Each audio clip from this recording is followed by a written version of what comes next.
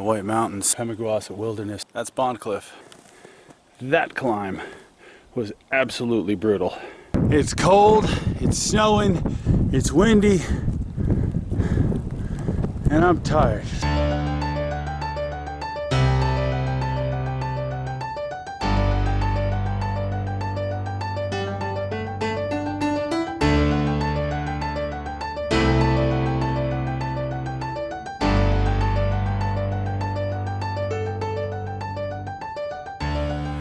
We are at the Lincoln Woods Visitor Center in the heart of the White Mountains in New Hampshire. And we're gonna head out and do 2 nights, 3 days, a little bit of base camp, a little bit of Summit Bondcliff. Only 3 other cars here this morning. It is midweek. I expect when we come out of here on Saturday, this parking lot's gonna be pretty jamming.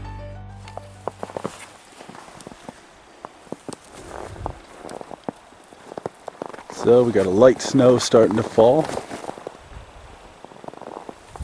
Got the ULA Catalyst stuffed to the gills to the point where I'm strapping things to the outside of it to make room. Pack cover on, couple bottles of water, and it's gorgeous out here. Let's hit the trail.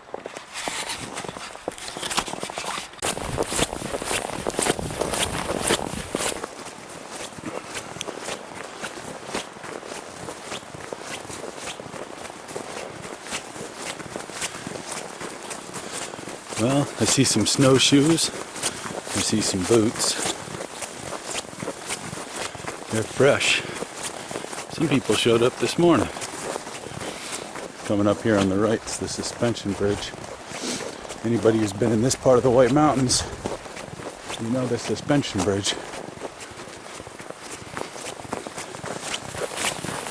Beautiful fresh powder. I suspect there'll be some skiers out today.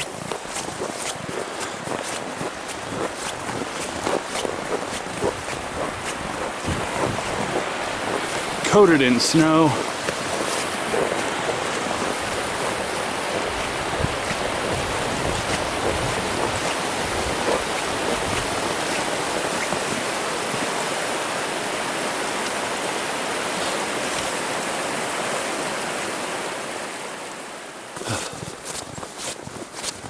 So, there are indeed some folks out here doing some snowshoeing, and there's some folks out here doing some skiing. Now, this trail's packed down far enough that I don't really feel the need to put snowshoes on. While we're talking, that is a hell of a view of the river. This is a hell of a view up and down this long white corridor that we're walking down. Now in summertime it's a long green corridor, in the wintertime it's a long white corridor. It's about as interesting either way.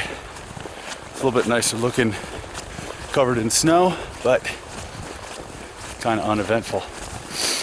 Now the last time I came out here, the only other prints that I saw was one set of snowshoe tracks that took off up Mount Flume.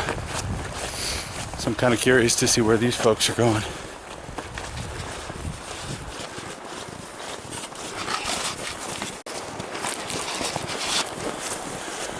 So I just passed the 2 snowshoers. I don't know where they came from, but they're headed back the other way. Way down that way. Here's our snowshoers taking off.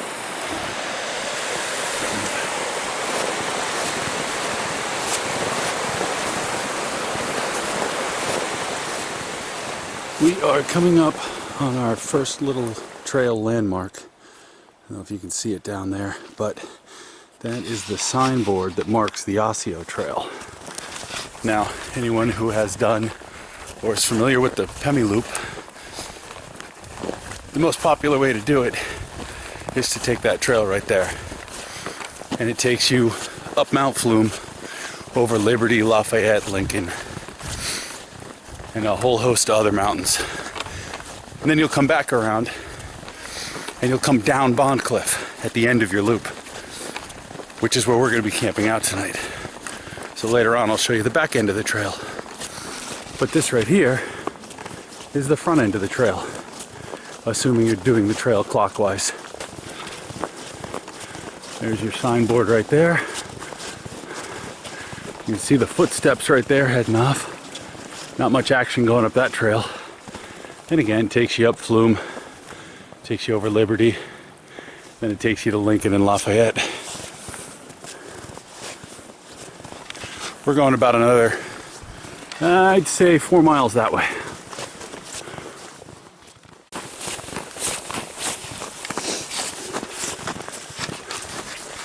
I will say this, as I move on into this, get closer to the wilderness area, this trail gets less and less broken in, and it's getting a little slippery and awkward to walk. As much as I hate taking my pack off, if it gets much worse than this, I'm going to have to put some snowshoes on. Well, according to the GPS, we are coming up close to the Black Pond Trail, which is the second landmark we're going to see. And shortly after that, we're going to hit one more trail crossing, and then we're going to go over a little bridge, and then we'll be in the actual Pemigewasset Wilderness area.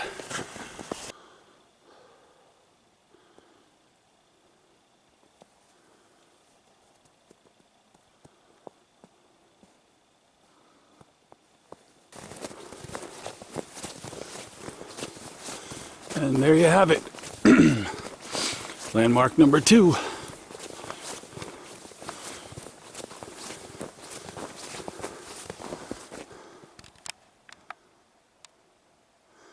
There's our Black Pond trailhead. Looks like nobody's been down that way for a while. Franconia Falls, about a half mile this way. Then we cross a little bridge. Then we'll be in the wilderness. Now you can see we're coming into a forest protection area. We're within a quarter mile of Franconia Brook tent site. But as you can see, we're on this side of the river, and the tent site's on that side of the river. So there's no way to get to that side of the river from this side of the river except to go all the way back the way we came, cross the river, and come up this trail from the south and go to that tent site.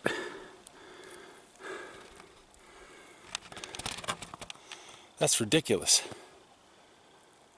We gotta wait till we get out of this area before we can camp. Fortunately, we're gonna go across here, go down that way. We'll be out here somewhere when we finally do camp. But I've always thought that was funny that technically you're a quarter mile away from that tent site, so you're in a forest protection area. But unless you can fly, you can't actually get to that tent site. So you're more like 3 miles away from it if you actually had to go there. Fortunately, we don't have to go there. So now we are going to cross the bridge into, honest to God, into the Pemi Wilderness area. It's a federal wilderness area, which means that all the trail maintenance has to be done with hand tools. No motorized transport, no motorized anything, no man-made structures. The only thing I will say, there's a couple of bridges out there. There's one in particular that I know of that is in fairly serious state of disrepair. And there's some debate going on right now about whether to rebuild it or whether to just tear it down. And there's valid arguments to be made for both sides. You know, the purists would say, listen, you're coming into a wilderness area. Don't expect a bridge. Expect wilderness. You know, if you're going to cross a river, you got to cross a river, the old-fashioned way. If you hike 8 miles away from your car and get to an area that you're expecting a bridge because you looked at an old trail map, your options are pretty much to either hike back to your car and abandon your trip or to try and ford the river. I think when faced with that choice, it could cause some poor decision making. That's the argument for rebuilding the bridge, is that, you know, people could get hurt out there. So from what I understand, the decision on the bridge was going to be made, I believe, early this year, 2017. So we will probably find out spring or so whether we're going to get a new bridge or whether they're just going to knock down the old one.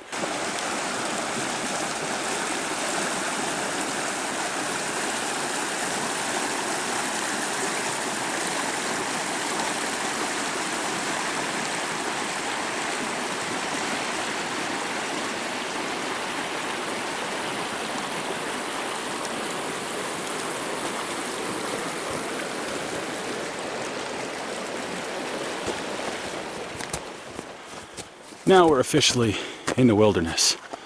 As you can see, they don't even want bicycles here. So this is sort of where I normally throw my snowshoes on. There's a little trail branch up here. Let's see where this set of snowshoe prints is going.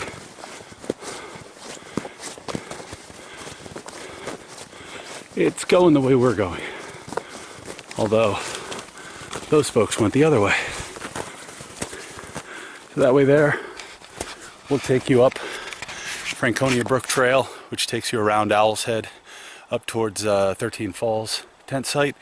And you can actually climb up the south face of South Twin near Galehead Hut if you want to get up onto the ridgeline there. The way that we're going is that way, towards the Bondcliff trail, and this is the area I told you folks earlier about doing the Pemi Loop. This is actually the trail that you will come out on if you go up Osseo Trail. When you come back down 30 some odd miles later, you'll come down off of Bondcliff and come right out this trail and back down the Long White Corridor. As you can see, the east branch of the Pemigewasset River is over that way. You can hear it just very faintly through those trees.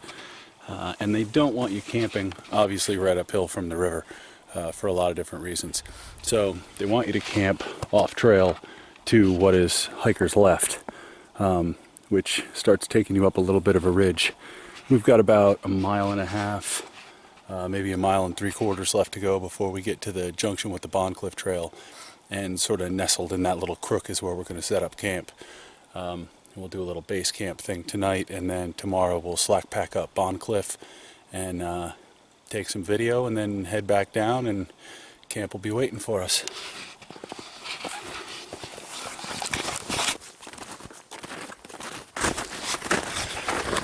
So I finally had to take the pack off and break out the snowshoes because this trail was getting slippery and awkward, and I'm gonna need them when I get to the end anyway, because I'm going off trail for a 1/4 mile or so just to find a campsite.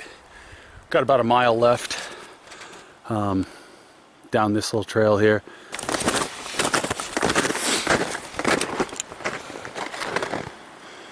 Now we're walking along the east branch of the Pemigewasset River. You know, you've probably heard me pronounce it 2 different ways. I've heard Pemigewasset and I've heard Pemigewasset, and I'm honestly not sure which one it is. By wilderness standards, this is a pretty well put together trail.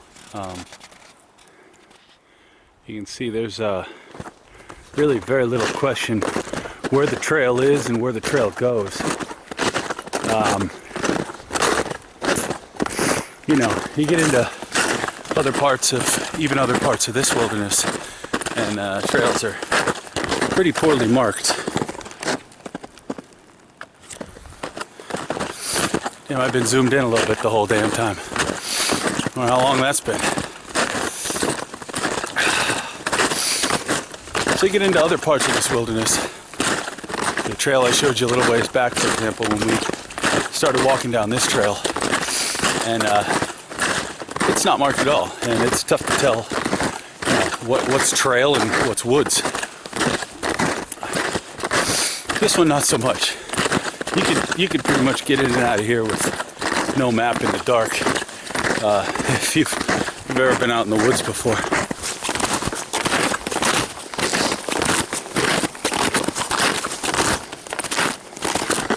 I just ran into the guy that was leaving these snowshoe tracks I've been following for the last couple of miles. He was thinking he might head up Bondcliff, and then he got to the end of this trail and decided it might be kind of late to start climbing. I think he's right. And here we are.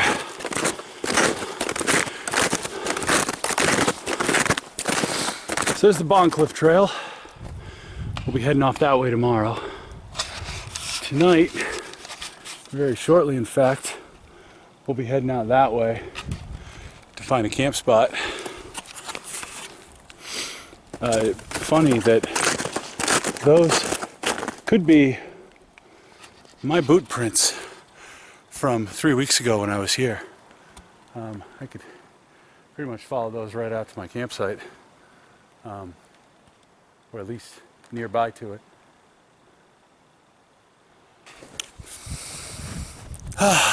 Well, so camp is set up, but you can see I got a fire pit dug out. Got the hammock set up over here. Kevlar straps, adjustable clips. I'd tie a little safety knot in it because I've had the Kevlar slip out of there and put me on my ass before. Dutch's whoopee slings, whoopee hooks. In there is a Dream hammock. You can see it right there. It's a Dream hammock Sparrow with an overcover, and underground quilts, top quilt, underground quilts, underquilt. It's been snowing. It's tapering off a little bit now. It's been snowing pretty heavily for the last hour or so while I've been setting up camp. So I got the hatches battened down. Just keep the snow from blowing in. But made myself some corn chowder, cup of coffee, and getting ready to go out and try to forage for some firewood. There's I know if I head out that way, there's tons of deadfall. I remember that from the last time I was here. So shouldn't have any issues getting enough wood for the night. In fact, there's a big downed tree right there if I get desperate. So let me go ahead and eat my corn chowder and drink my cup of coffee and warm up a little bit, and then throw the snowshoes back on and go looking for wood, and probably go ahead and hang up my bear bag line just so later on, once it gets dark, and 3-4 hours it'll be dark, and once it gets dark I don't want to find a spot for it. I can at least just go out and clip my bag to it and pull it up in a tree.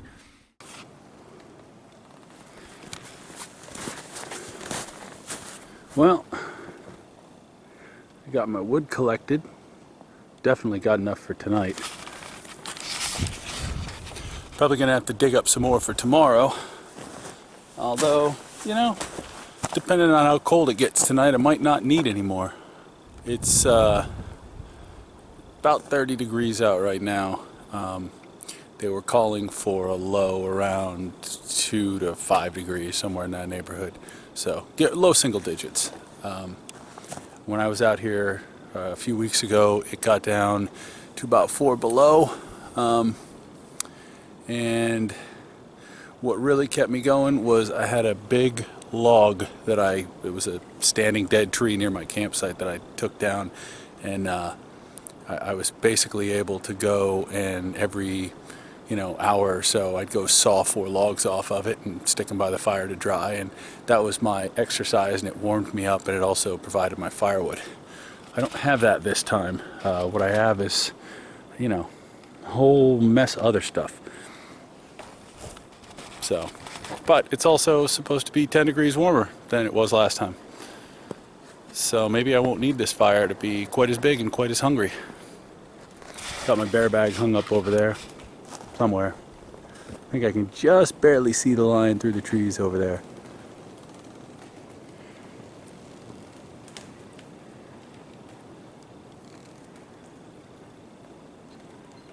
I don't like that one, but at least that's gonna fall that way. So it's 2:15, 30 degrees out. camp chores are done, firewood's collected, things are set up the way they need to be set up, and now I've got some time to kill. So I got about 2.5 hours more daylight. It's going to start getting dark around 5 o'clock to the point where I'm going to need a headlamp. And I intend to have a fire by then, but I think I think for now I'm just going to sit and chill. I think it's too early to build a fire, and I don't want to burn up my wood this early if I don't need it. So I think I'm just going to sit and chill by the fire pit, and maybe I'll defrost some of my water since it's probably mostly frozen. So I broke down and built a fire. It's coming up on 3:30. Thermometer says 27. It's amazing. I sat down for about 10 minutes, maybe not even that long, to look at some pictures on my phone, and that was all it took. I was comfortable to start. In fact, I was a little warm, and stopped moving for a couple of minutes, and that's all it took. Now my lips are even cold. There's my little fire starting to take off. Certainly doesn't take long. This thing's going to be hungry. It's going to eat those little sticks in no time. And then I'll be able to get some of this bigger stuff going. Started out with a base that was 3 sort of damp logs that I found. Well, 1 damp log that I found and cut up into 3 pieces. Give me a little base, get me right off the snow. And hopefully as the little stuff burns down, that stuff will start to light, and we'll go from there.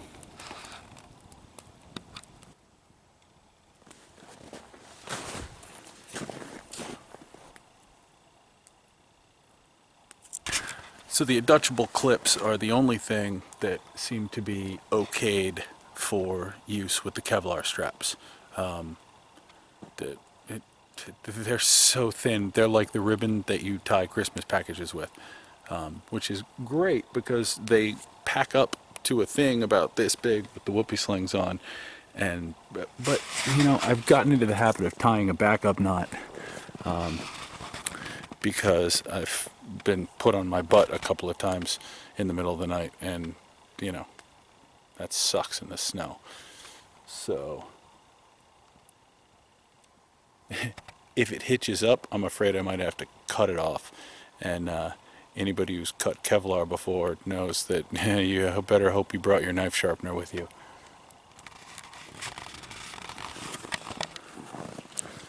Good shot here, 442, 23.5 degrees. Fire's sweet. I go blow on that thing and warm up a little bit. Got the GoPro over there not doing anything. It's got fresh batteries in it. I think I'm going to turn it on and do a little time lapse of me meandering around. Here's my setup in here. Here's something.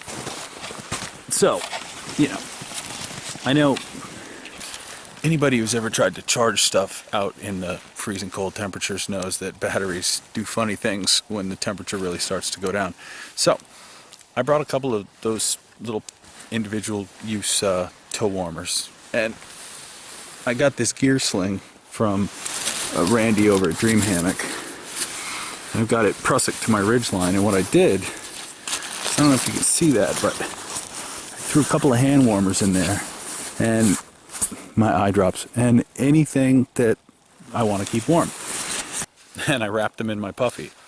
And they've been in there, and the camera's charging really fast. Batteries seem to be lasting forever. So, I gotta say, I think that's worth the couple ounces that those hot hands or hot feet take up.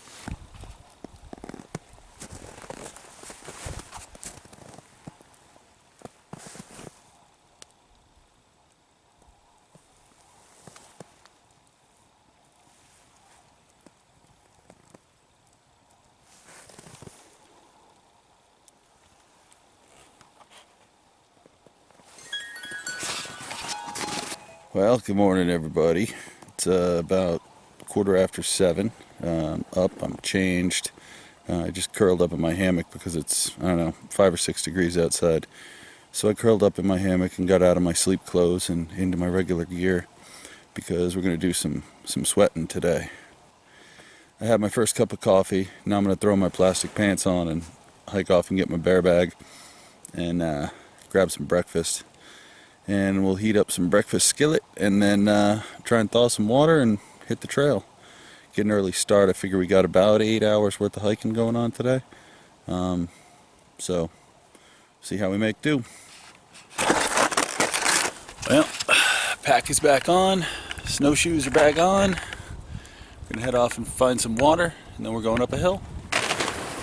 So there's the bridge that we looked at yesterday, and I came down, instead of coming down over that way, I came down from up this way and made it down, and this little brook is flowing nice, so I filled up my water here, and I think I will probably fill up my water again when I get back, because this is a nice water source. This is a hell of a lot easier than melting snow.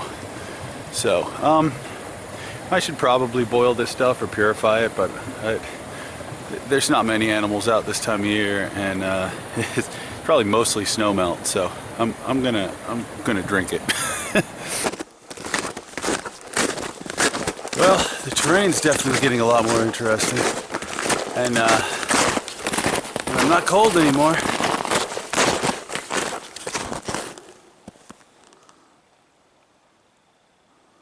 And the going is slow, but sure is pretty out here.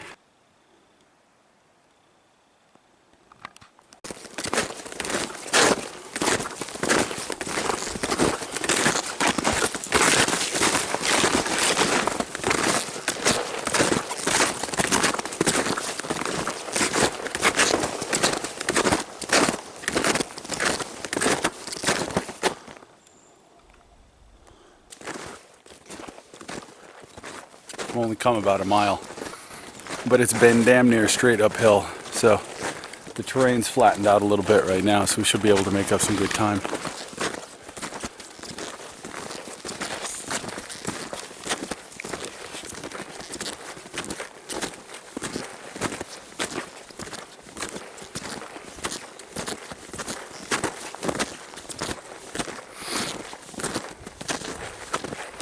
Still seeing trail blazes. That's a good sign. Not like you can't tell we're on the trail. I mean, you can tell there hasn't been anybody out here for a while. But you can certainly tell there's a trail here.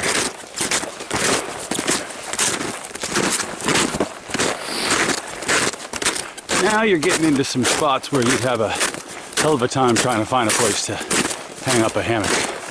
Oh. No sooner did I speak, but it opens up right here. And there would have been our spot to get water. So there's a great place right behind me to fill up water. I'm carrying about 1.5 liters right now. I don't really see any need to carry more than that.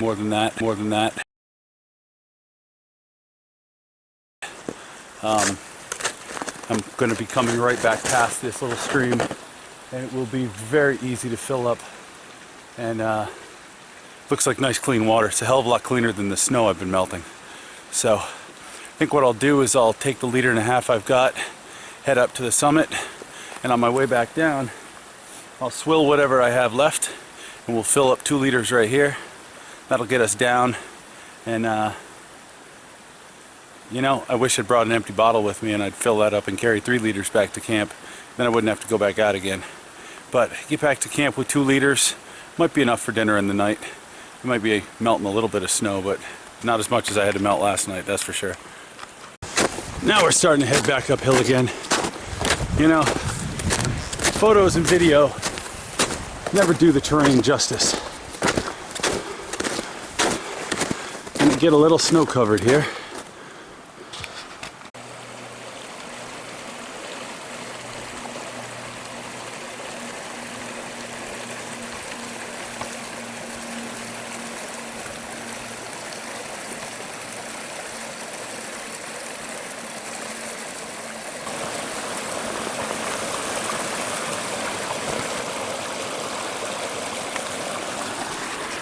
You know, it's funny, when you do a trip in the summer, you don't think about the water crossings unless they're particularly noticeable.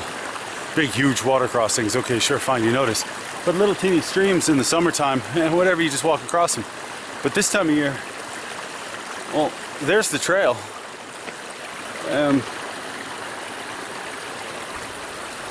I don't know what's a rock and what's snow. So I'm gonna put the cameras away and try to pick a path that's not gonna get me wet. So, so for those of you who've never hiked up in the Whites before, New Hampshire doesn't believe in switchbacks. It is one relentless slog up to the top. No ridgeline walks, no switchbacks, just up, straight up. If I didn't have my gloves on right now and it wasn't so damn cold, I'd pull the map out and show it to you, but we are walking completely perpendicular to the contour lines. So,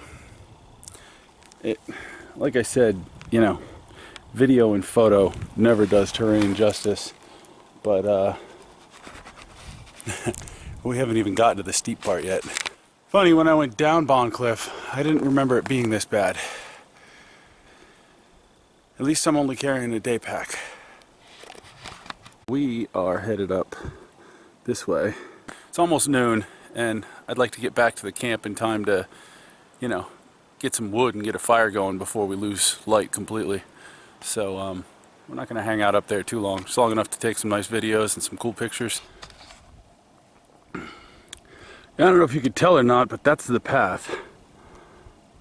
It's slow going. I'm spending a lot of time knocking snow off of tree branches so that it doesn't all fall on my head.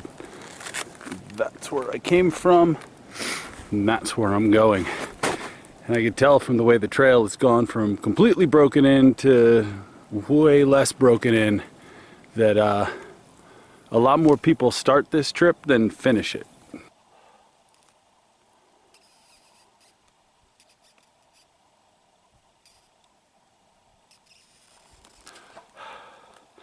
Looks like one last little gauntlet to run, but I'm pretty sure I see light up there. Well, so there's the last push up to the Alpine zone. It's taken me way longer than I thought it was going to get here, but I'm finally here. So I'm gonna climb up there, take a couple quick videos, and then turn around and head back down so I can get there before dark. Sure is pretty, but damn, this is work. Well, here we are. We're on top of the world. It's all exposed from here. It's cold, it's snowing, it's windy, and I'm tired, so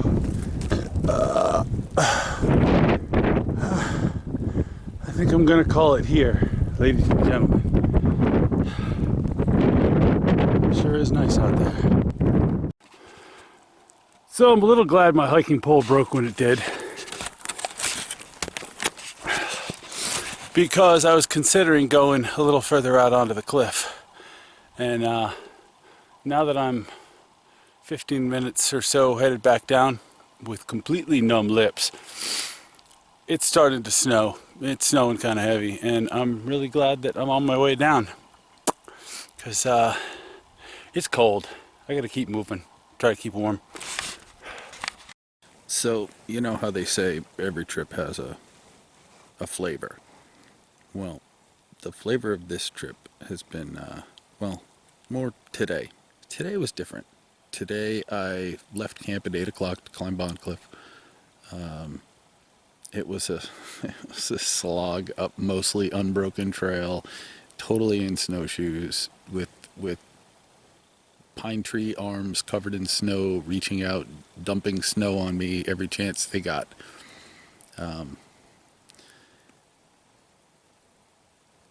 Finally made it to the top. Did not have enough water with me, so I was getting on to being dehydrated. I was pretty warm because it was a big slog uphill, so I generated plenty of body heat, but I definitely needed more fluids. Started getting a headache. Double timed it back down to camp. I got no video at all of the trip back down. Hit the first water source I could and really got rehydrated.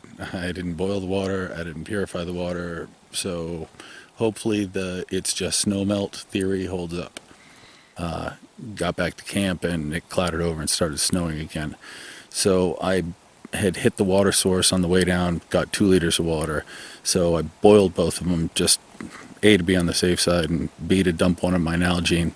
And at that point it was snowing pretty good. So I pretty much just curled up in bed and at 5:15 to warm up. And I mean, there is something really nice about laying in a bunch of down when it's freezing cold outside and getting it warmed up. So I don't have any idea what time it is because my phone doesn't work, and I left my thermometer that's also a clock hanging outside, and I don't feel like getting up and getting it. So I'm guessing it's somewhere in the 7:30 neighborhood. That's what I'm thinking. Maybe fire up the stove and boil the water that's sitting in the pot, because if I don't, it's probably going to freeze in that pot overnight, and then I'm going to be toting out a 1100 milliliter titanium pot full of ice, which sounds stupid. So I'm going to drink the water in my Nalgene and boil the water in that, transfer it into my Nalgene, and have fresh water to go to bed with. Well, made it to morning 3. It's just after 7 o'clock. Got my bear bag down. I think I'm going to make it a quick exit this morning. I kind of want to get home and see my family. And there's a Dunkin' Donuts about 5 miles away that I can hit and get coffee and breakfast sandwiches and whatnot. So got 45 minutes or so worth of picking up this mess. I kind of just left everything as it sat last night, since I knew this was going to be my last morning. I didn't need to worry about, keeping those things, drying them out, wearing them again tomorrow. I'm just wearing my sleeping clothes, and all I got is a 4-mile slog out of here. Pack up the cook kit, pack up the soaking wet clothes, dry them off as best as I can, get the hammock and the tarp broken down. Yesterday was a pretty good adventure. It was a long hike, long day, real cold overnight. Got down to low single digits, maybe hit 0. Don't really need snowshoes for this bit of trail, but I gotta carry them out of here somehow.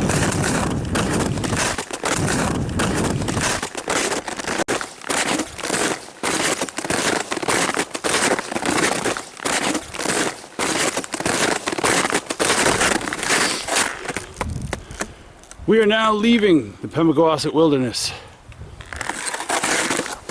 Been a hell of a trip. Day 2 was pretty taxing. All right, that's beautiful. Look at that mountain coated in white. Wow.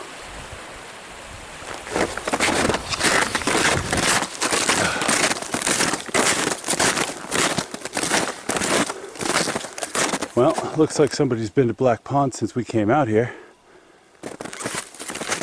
Like I said, now it's Saturday. I see people coming in right there. And here we are.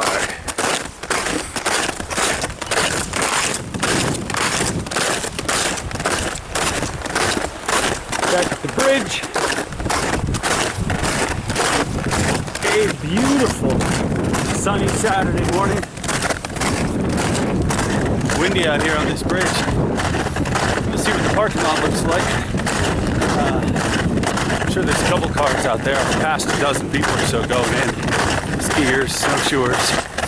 Just passed a couple and their kids.